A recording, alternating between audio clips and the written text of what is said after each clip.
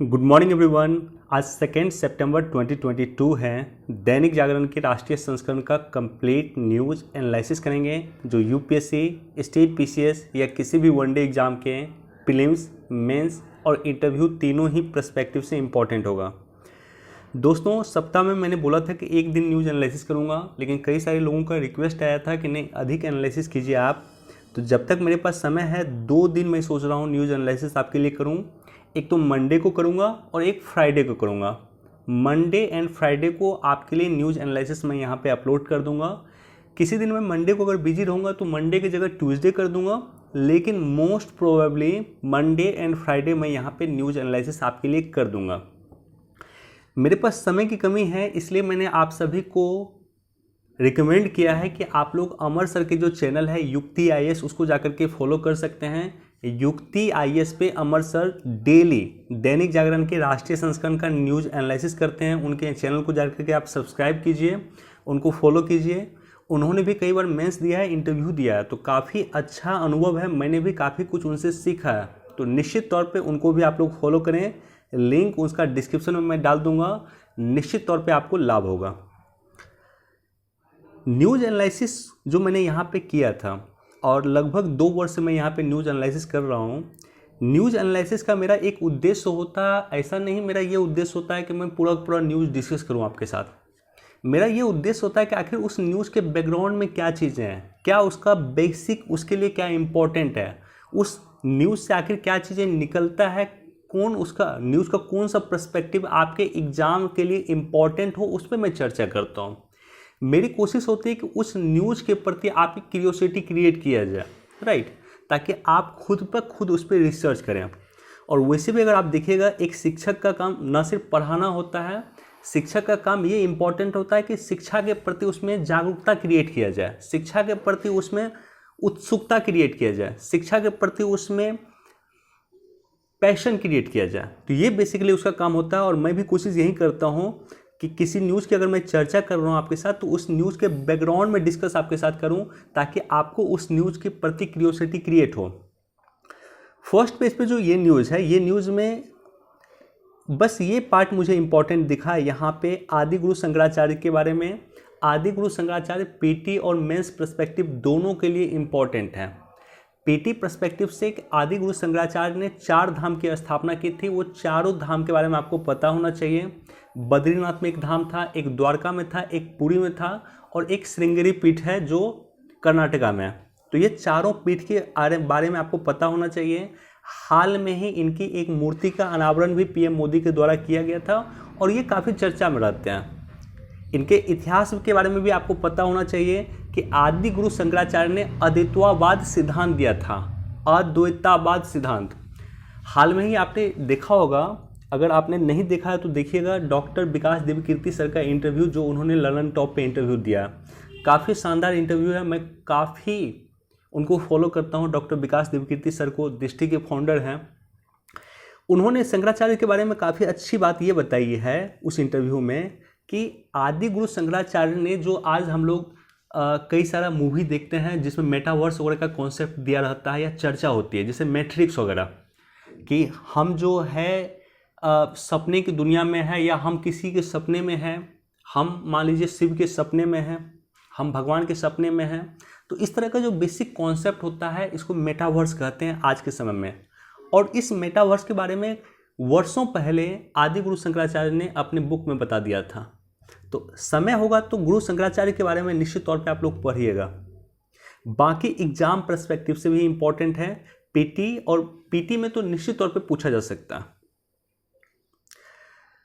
अब देखिए, एनआईए ने दावत पे रखा है 25 लाख का इनाम। एनआईए यहाँ पे इम्पोर्टेंट यही है, एनआईए नेशनल इन्वेस्टिगेशन एजेंसी। इसकी स्थापना वर्ष 2008 में मुंबई टेरर अटैक के बाद किया गया था।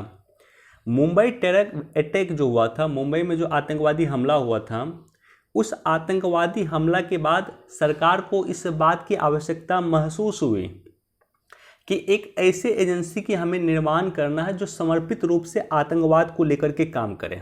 इसकी महसूस हुई आवश्यकता, क्योंकि 2008 से पहले हमारे पास कोई आतंकवाद को लेकर के कोई स्पेशल एजेंसी नहीं था। सीबीआई भले ही थी, सीबीआई ही जांच कर देती थी, आतंकवाद का भी। लेकिन सीबीआई को काम बेसिकली आतंकवाद का जांच करना नहीं था, राइट। तो इसलिए एनआईए की स्थापना 2008 में मुंबई टेरर अटैक के बाद हुआ था। और एक सेपरेट वीडियो मैंने एनआईए का बनाया है, लगभग 20 मिनट का वीडियो है, नहीं देखा है आपने तो जाकर के देख लीजिएगा। जितनी भी इस तरह की संस्था है, एनआईए है, सीबीआई है, ईडी है, इस पर मैं सेपरेट वीडियो बना रहा हूँ। कुछ पे मैंने वीडियो बनाया है, कुछ पे मैं वीडियो बना दूंगा। अब ये जो न्यूज़ है, मिराज, जगुआर और मिग 29 की जगह लेगी स्वदेशी LCA Mark II। LCA क्या होता है? LCA होता है लाइट कॉम्बैट एयरक्राफ्ट। इसका मतलब होता है हल्का लड़ाकू विमान। जैसे तेजस हमारे पास है, हल्का लड़ाकू विमान है, उसी तरह से Mark II का निर्माण सरकार करने वाली है, DRDO Mark II का निर्माण करने वाली है। इंपॉर्टेंट यहाँ पे 2 पॉइंट है। एक तो यह है कि मिराज, जगुआर और मिग 29 ये तीनों भारत का नहीं है, हमने विदेश से मंगाया, कुछ फ्रांस से मंगाया, कुछ रूस से मंगाया। हमें स्वदेशी लड़ाकू विमान की आवश्यकता है, और स्वदेशी लड़ाकू विमान तेजस हमने ऑलरेडी बना लिया है। और मिग 29 के तरह ही या उससे उन्नत किस्म का लड़ाकू विमान जो Mark II का निर्माण भारत कर रहा है या DRDO इसका निर्माण कर रहा है। इम्पॉर्टेंट पॉइंट ये है इसमें, जो कई बार मैंने आपके साथ चर्चा किया है, कि सरकार, अगर आप देखिएगा पिछले 3-4 वर्ष में गौर कीजिएगा आप, तो सरकार कई सारा स्टेप ले रही है जिससे भारत खुद इस सेक्टर में आत्मनिर्भर हो सके, डिफेंस के सेक्टर में आत्मनिर्भर हो सके। इसके लिए सरकार कई सारा स्टेप ले रही है, और ये जो बेसिकली स्टेप लिया गया है ये भी उसी का पार्ट है। तो डिफेंस के सेक्टर में सरकार क्या कर रही है, डिफेंस के सेक्टर में भारत कैसे आत्मनिर्भर होगा, इस पर कई बार मैंने चर्चा किया, और समय मिलेगा तो मेंस के समय में मैं इस पर सेपरेट रूप से चर्चा कर दूंगा कि डिफेंस के सेक्टर में सरकार या डिफेंस के सेक्टर में भारत आत्मनिर्भर होने के लिए क्या क्या स्टेप उठाया। सरकार ने कुछ पॉलिसी लाई है, कुछ रणनीति लाई है, कुछ सरकार ने एक्ट भी लाया, राइट।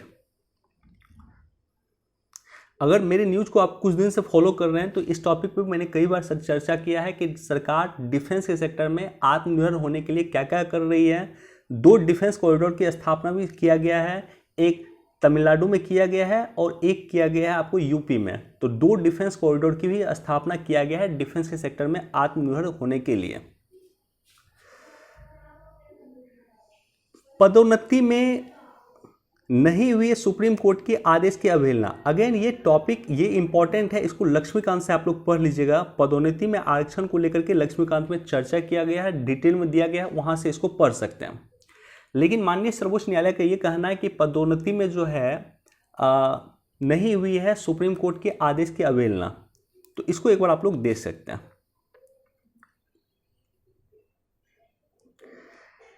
केरल में वैवाहिक संबंध के इस्तेमाल करो वो फेंको की संस्कृति से प्रेरित, यूज एंड थ्रो की जो पॉलिसी है उससे प्रेरित है, ये हाईकोर्ट ने कहा। हाईकोर्ट ने इस तरह का तख्त टिप्पणी दिया है।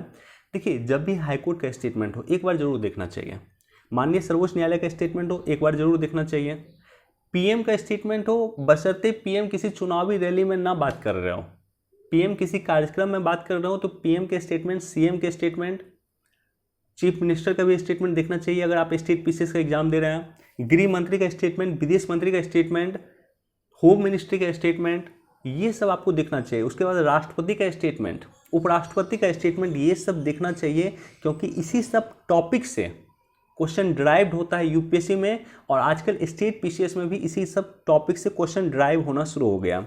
तो इसको एक बार देख सकते हैं, बहुत इंपॉर्टेंट नहीं है लेकिन एक बार आप लोग इसको देख सकते हैं।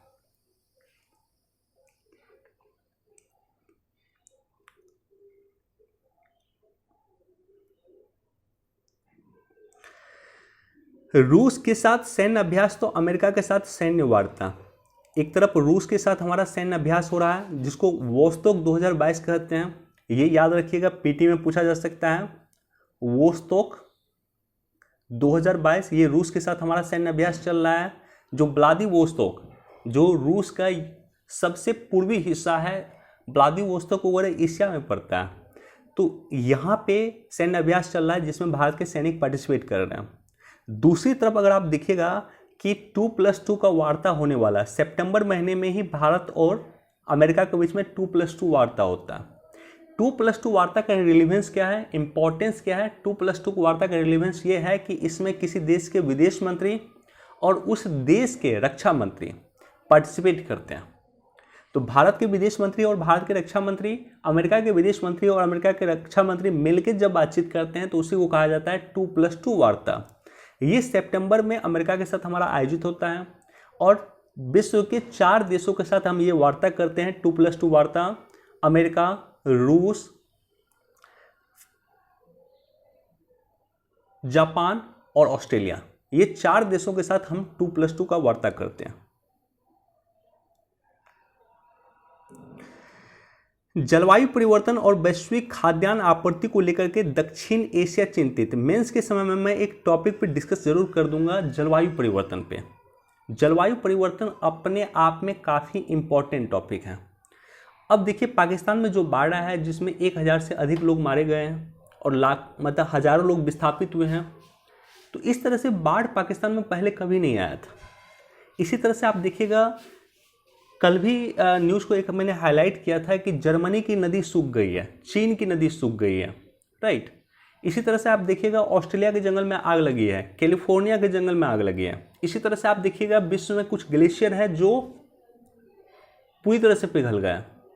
ये सारा किसका परिणाम है? जलवायु परिवर्तन का परिणाम है। ये सब क्लाइमेट चेंज का परिणाम है अपने आप में। कई जगह विश्व के कई देशों में जो है नदियाँ सूख रही है, कई देशों में पीने का पानी का किल्लत है, कुछ जगह बहुत ज़्यादा बाढ़ आती है, जैसे पाकिस्तान में बाढ़ आया। इसी तरह से आप देखा होगा कि भारत में भी चेन्नई में इसी तरह का कुछ बाढ़ आया था। इसी तरह से आपने देखा होगा केरला में बाढ़ आया था, मुंबई में बाढ़ आया था।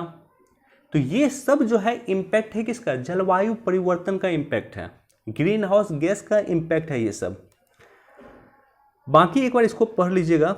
Actually Borlaug institute for south Asia, जिसकी स्थापना भारत ने ही किया है, इनफैक्ट ये साउथ एशिया के जितने भी देश हैं उसमें शामिल हुए हैं और वहीं पे पाकिस्तान ने खाद्य आपूर्ति को लेकर के चिंता जाहिर किया है और खाद्य आपूर्ति को लेकर के भी निश्चित तौर पे काम हो रहा है। अब मान लीजिए इस तरह के जलवायु परिवर्तन अगर होगा तो हमारे वैज्ञानिक लगातार इस बात का रिसर्च करते हैं कि अगर मान लीजिए बाढ़ हो तो बाढ़ के क्षेत्र में भी फसल उगाया जा सके, इस तरह के बीज को हम बना लें, जिसको बाढ़ प्रवण खेती कहते हैं। सूखा अगर मान लीजिए पड़ना शुरू हो जाए लगातार, तो सूखा के समय में भी सूखा प्रवण खेती किया जा सके, इस तरह का बीज उत्पन्न किया जा सके, इस तरह का बीज का निर्माण किया जा सके, इसके लिए हमारे वैज्ञानिक लगातार प्रयास कर रहे हैं। तो इसको लेकर के कई सारे काम हो रहा है। जलवायु परिवर्तन और खाद्यान्न की जो चुनौती है उसको लेकर के देश में कई सारा काम हो रहा है।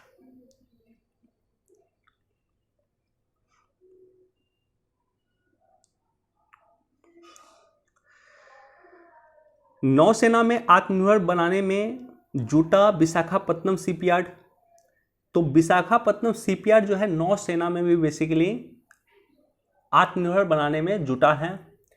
इसकी जयंती समारोह होने वाली, स्वर्ण जयंती समारोह होने वाली है, उसी के अवसर पे ये कुछ स्टेटमेंट जारी किया गया। हाँ, स्वर्ण जयंती होने वाली है, यानी 50 साल इसका कंप्लीट होने वाला है। अब इम्पॉर्टेंट ये है कि जैसे फर्स्ट पेज में मैंने बताया कि डिफेंस के सेक्टर में आत्मनिर्भर बनाने के लिए सरकार कई सारा प्रयास कर रही है और डिफेंस का ही पार्ट है। नौसेना में भी आत्मनिर्भर होना चाहिए, ये भी डिफेंस का पार्ट है।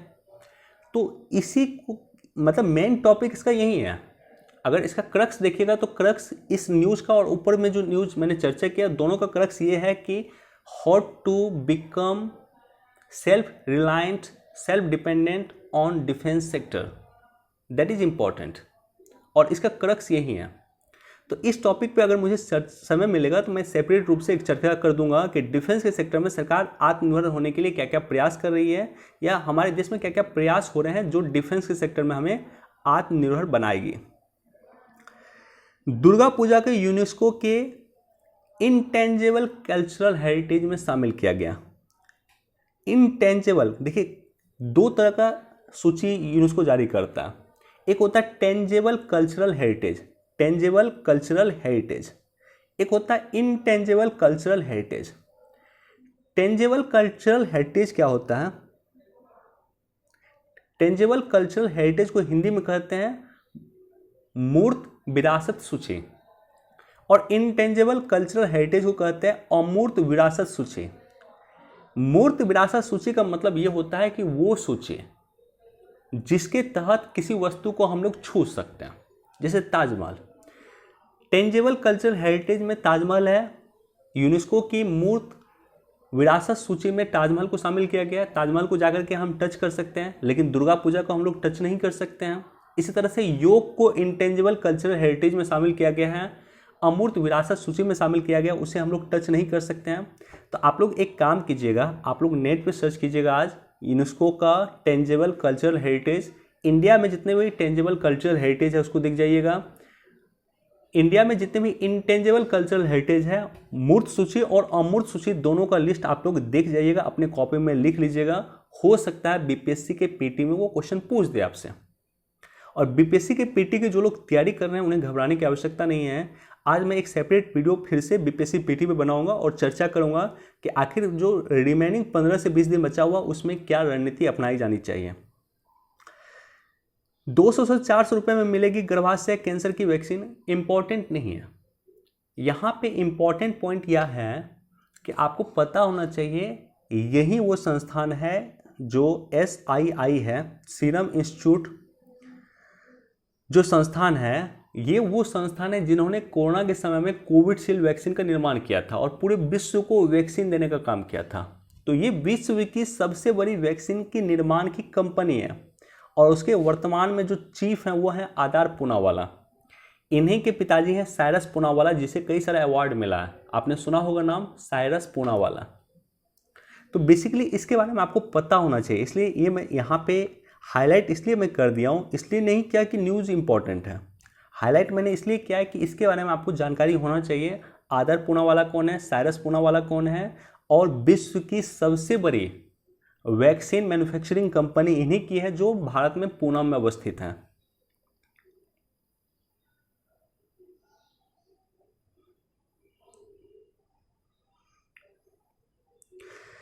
देखिए ये एडिटोरियल इंपॉर्टेंट है। इस एडिटोरियल की चर्चा करने से पहले मैं आपके साथ 2 पॉइंट पे चर्चा करना चाहता हूँ। ताइवान भारत के लिए क्यों इंपॉर्टेंट है? ताइवान भारत के लिए इंपॉर्टेंट इसलिए है कि भारत जो है सेमीकंडक्टर के सेक्टर में आत्मनिर्भर होना चाहता है।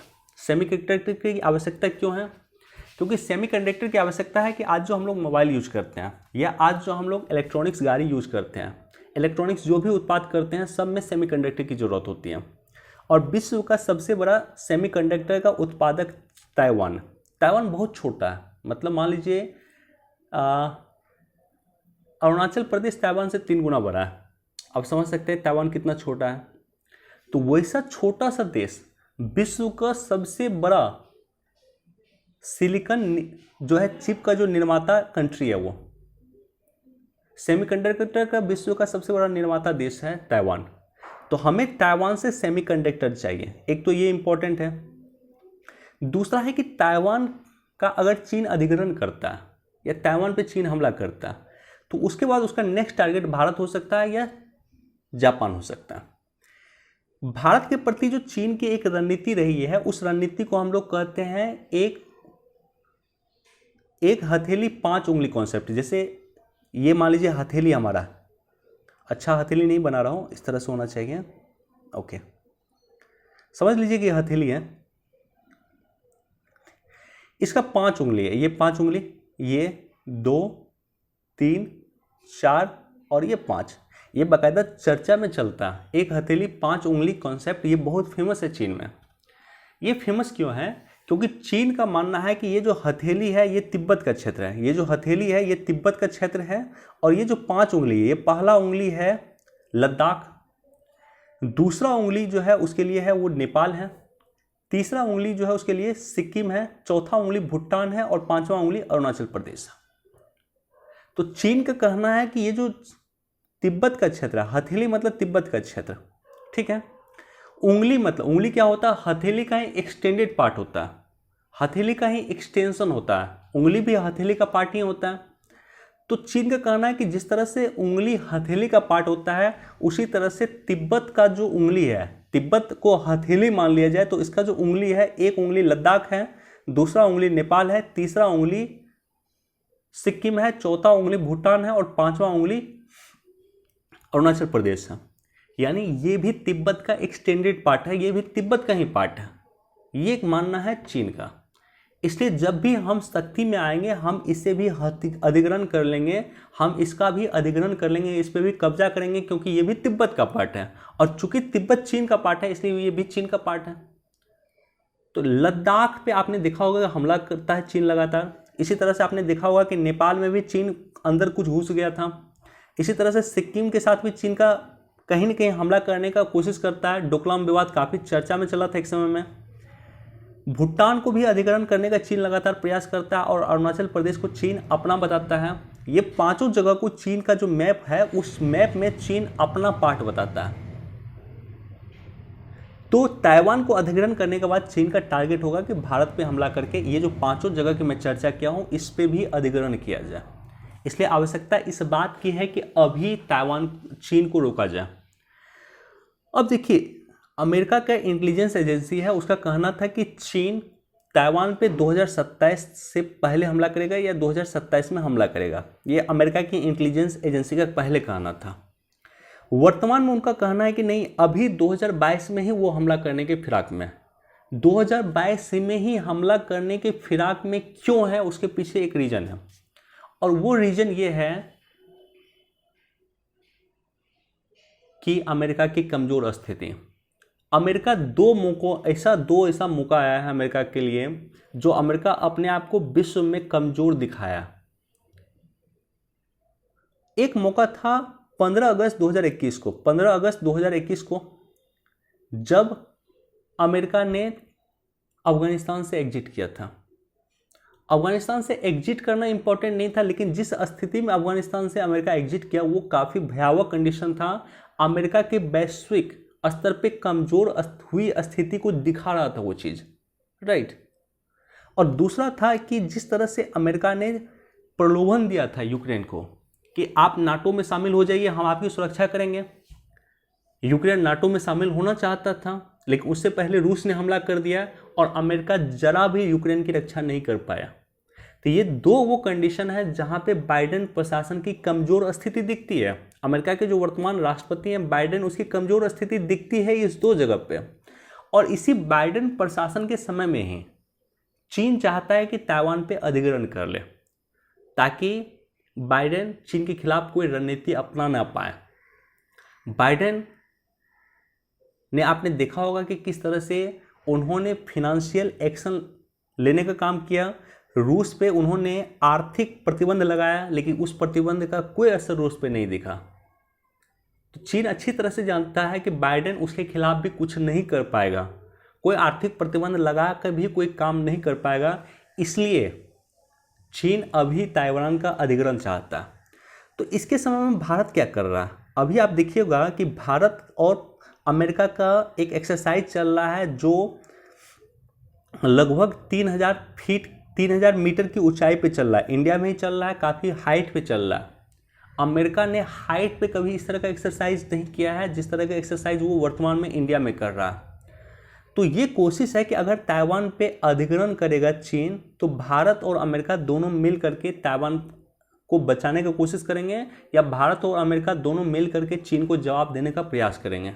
तो लगता है कि इस तरह का कोशिश अमेरिका और भारत दोनों मिलकर करना चाहेंगे, और ये भारत के लिए भी आवश्यकता है और अमेरिका की जिस तरह से साख विश्व में खराब हो रही है उसके लिए भी आवश्यकता है। बाकी मुझे लगता है कि बेसिक अंडरस्टैंडिंग आपको क्लियर हो गया होगा ताइवान के इशू को लेकर के, लेकिन इसको और आप लोग पढ़ लीजिएगा, इसको डिटेल में एक बार आप लोग देख लीजिएगा।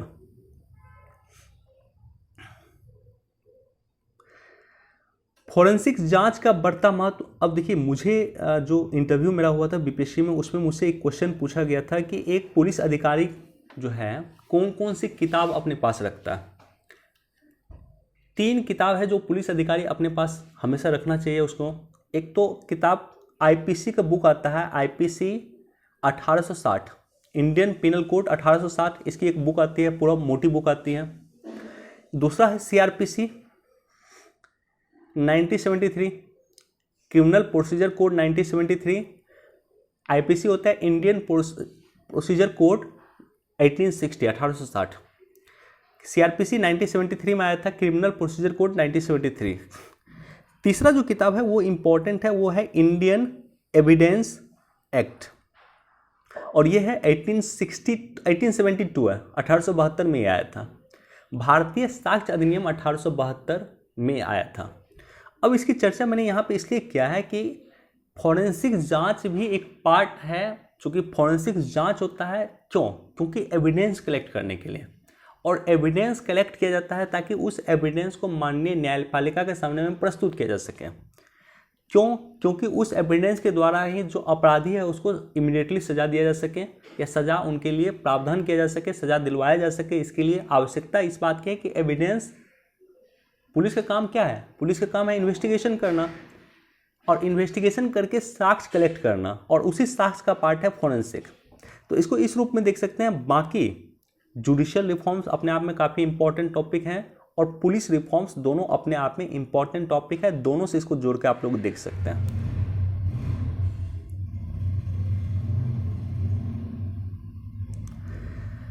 लगातार छठे महीने जीएसटी संग्रह 1.4 लाख करोड़ पार, निश्चित तौर पे हमारे इकोनॉमी के लिए एक अच्छा कदम इसको कह सकते हैं।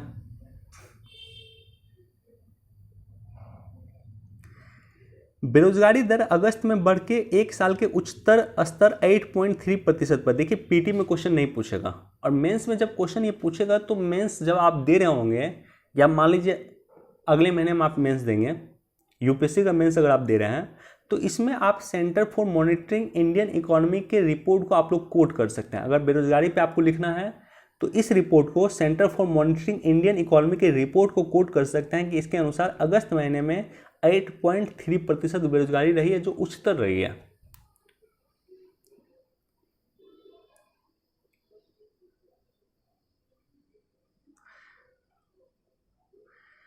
चीन में मुस्लिमों पे हो रहा उत्पीड़न, चीन में जो उइगर मुसलमान है उस पर लगातार उत्पीड़न हो रही है, और यूनाइटेड नेशन में भी, मानवाधिकार आयोग में भी अब इसकी बातचीत चल रही है, और ये लगातार हो रहा है।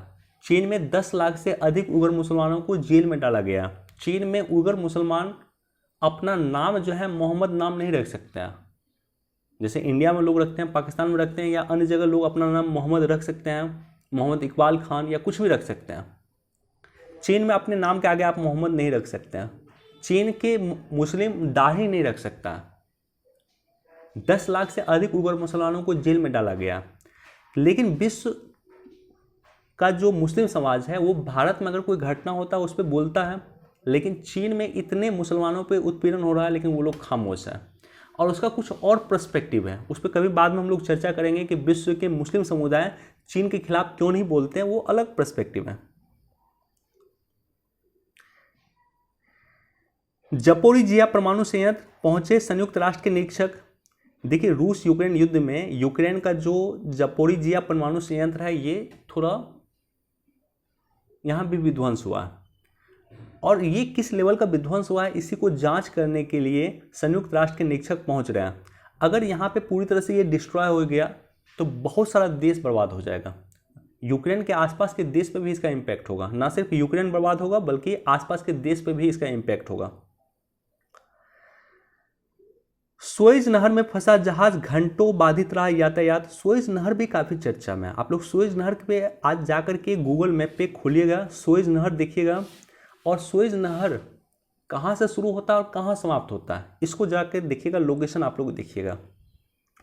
श्रीलंका को 2.9 अरब डॉलर का बेल आउट पैकेज देगा आईएमएफ। आईएमएफ ने इस तरह का बेल आउट पैकेज 1991 में भारत को भी दिया था, और आईएमएफ इस तरह का पैकेज अब श्रीलंका को भी देने जा रहा है।